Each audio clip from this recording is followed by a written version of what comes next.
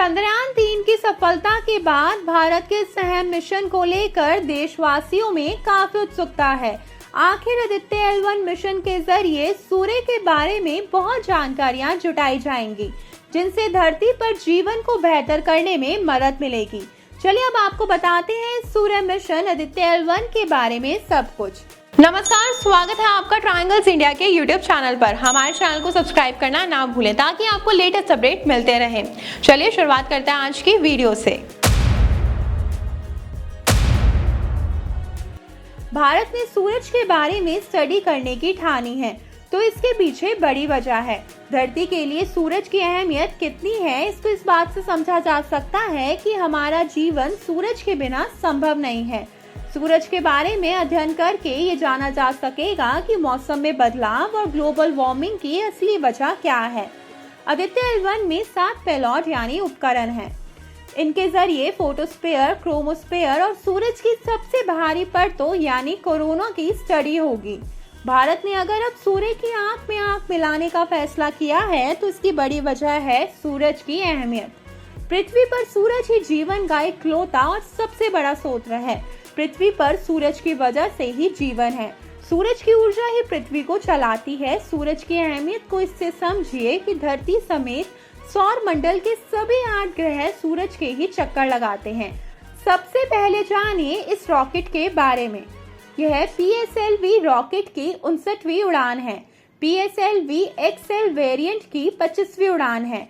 यह rocket 145.62 feet ऊंचा है। लॉन्च के समय इसका वजन 321 टन रहता है। ये 4 स्टेज का रॉकेट है। 6 स्ट्रैप ऑन होते हैं।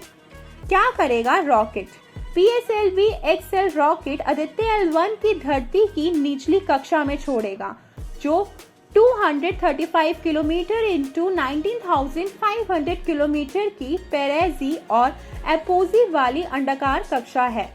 आदित्य L1 का वजन 1480.7 किलोग्राम है। लॉन्च के करीब 63 मिनट बाद रॉकेट से आदित्य L1 स्पेसक्राफ्ट अलग हो जाएगा। रॉकेट वैसे तो आदित्य को 25 मिनट में ही तय कक्षा में पहुंचा देगा।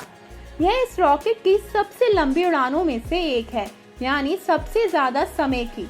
इससे पहले इतनी लंबी यात्रा साल 2021 में ब्राजील के अमेजोनिया समेत 18 सैटेलाइट की उड़ान थी। उसमें 1 घंटा 55 मिनट लगे थे। उससे पहले सितंबर 2016 में इस रॉकेट ने 2 घंटे 15 मिनट की उड़ान भरी थी। तब इसने 8 सैटेलाइट्स को अंतरिक्ष में छोड़ा था। अब बात करते हैं क्या है लॉरेंस पॉइंट। लॉरेंस पॉइंट यानी L, ये नाम गणितज्ञ जोसेफिन लुई लॉरेंस के नाम पर दिया गया है। इन्होंने ही इन लॉरेंस पॉइंट को खोजा था, जब किसी दो घूमते हुए अंतरिक्षीय वस्तुओं के बीच ग्रेविटी का एक ऐसा पॉइंट आता है जहां पर कोई भी वस्तु या सैटेलाइट दोनों ग्रहों या तारों की ग्रेविटी से बचा रहता है। आदित्य L1 के मामले में ये धरती और सूरज दोनों की ग्रेविटी शक्ति से बचा रहेगा। लॉन्च के बाद आदित्य 16 दिनों तक धरती के चारों तरफ चक्कर लगाएगा। इस दौरान 5 बार ऑर्बिट बदला जाएगा ताकि सही गति मिले। फिर आदित्य का ट्रांसलेरिजन 1 इंसरेशन होगा। यहाँ से शुरू होगा 109 दिन की लंबी यात्रा। जैसे आदित्य L1 पर पहुंचेगा, वह वहां पर एक ऑर्बिट मैन्यूवर करेगा ताकि L1 पॉइंट के चारों तरफ चक्कर लगा सके। अब बात करते हैं कैसी रहेगी आदित्य L1 की जर्नी। आदित्य L1 अपनी यात्रा की शुरुआत लोअर अर्थ ऑर्बिट यानी लियो से करेगा, यानी PSLV XL रॉकेट उसे तय लियो में छोड़ देगा। इसके बाद धरती के चारों तरफ 16 दिनों तक 5 ऑर्बिट मैन्यूवर कर सीधे धरती की ग्रेविटी वाले क्षेत्र यानी स्फीयर ऑफ इन्फ्लुएंस से बाहर जाएगा। फिर शुरू होगी क्रूज फेज, ये थोड़ी लंबी चलेगी। आदित्य L1 को हेलो ऑर्बिट में डाला जाएगा। यहाँ पर L1 पॉइंट होता है। इस यात्रा में इसे 109 दिन लगेंगे। इसे कठिन इसलिए माना जा रहा है क्योंकि इसे 2 बड़े ऑर्बिट में जाना है। कठिनाई भी है रास्ते में। धरती के SOI से बाहर जाना, क्योंकि पृथ्वी अपनी ग्रेविटी से आसपास मौजूद हर चीज को अपनी ओर खींचती है। क्रूज फेज और हेलो ऑर्बिट में L1 पोजीशन को कैप्चर करना, अगर गति नियंत्रित नहीं हुई तो वह जल जाएगा। अब बात करते हैं आदित्य L1 क्या है। आदित्य L1 भारत की पहली अंतरिक्ष आधारित ऑब्जर्वेटरी है। यह सूरज से इतनी दूर तैनात होगा कि उससे गर्मी तो लगे लेकिन खराब ना हो, क्योंकि सूरज की सतह से थोड़ा ऊपर यानी फोटोस्फीयर का तापमान करीब 5500 डिग्री सेल्सियस रहता है। केंद्र का तापमान 1.50 करोड़ डिग्री सेल्सियस रहता है। ऐसे में किसी यान या स्पेसक्राफ्ट का वहां जाना संभव नहीं है।